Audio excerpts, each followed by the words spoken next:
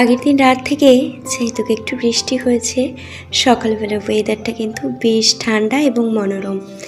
সকালবেলায় উঠে উঠোন বাড়িটা একটু ঝাড়পোছ করে নিয়েছি।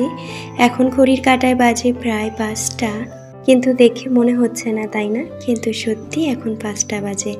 তো যাই হোক, আমি কিন্তু এই যে উঠোন বাড়িটা ঝাড়পোছ করে সকালবেলায় দুয়ার ধারটা আগে মুছে নিচ্ছি, কারণ বৃষ্টি হয়েছে তো জলের ছিটে ছিটে লেগে দুয়ার ধারটা একদম কাদা কাদা হয়ে গেছে। তোমাদের দাদাভাই ডিউটি বেরোবে আর বাসি ঘর থেকে নোংরা জায়গা থেকে বেরোবে, সেই দরুনে কিন্তু আমি আরও মুছে নিয়েছি। এদিকে তোমাদের দাদাভাই ডিউটি বেরিয়ে গেছে, সাথে আমি নিজেও ফ্রেশ হয়ে বিছানাটা একটু গুটিয়ে নিয়ে চলে এসেছি কিচেনে। ছেলে যেহেতু স্কুলে বেরোবে, হালকা টিফিন ওকে একটু খাইয়ে দিয়েছি, সাথে কিন্তু একটু ফল দিয়ে দিয়েছি।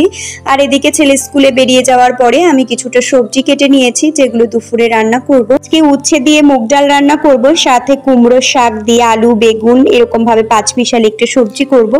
উচ্ছেগুলো কিন্তু ভেজে নিচ্ছি, সেগুলো একটু কড়া ভাজা করে নিলে না ডালটা খুব একটা তিতো লাগে না। আর উচ্ছে ডালটা আমার ভীষণই ভালো লাগে এই গরমে বিশেষ করে।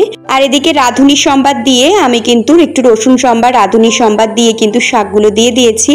আর এদিকে ওপর থেকে একটু ধনে পাতা ছড়িয়ে দিলাম। শাকটা হয়ে গেছে, সাথে ভাতটাও কিন্তু হয়ে গেছে। রান্নাবাড়ি করে সবকিছু ঘরে নিয়ে এসেছি, আর এদিকে ভাতের হাঁড়িটাও কিন্তু নিয়ে এসেছি।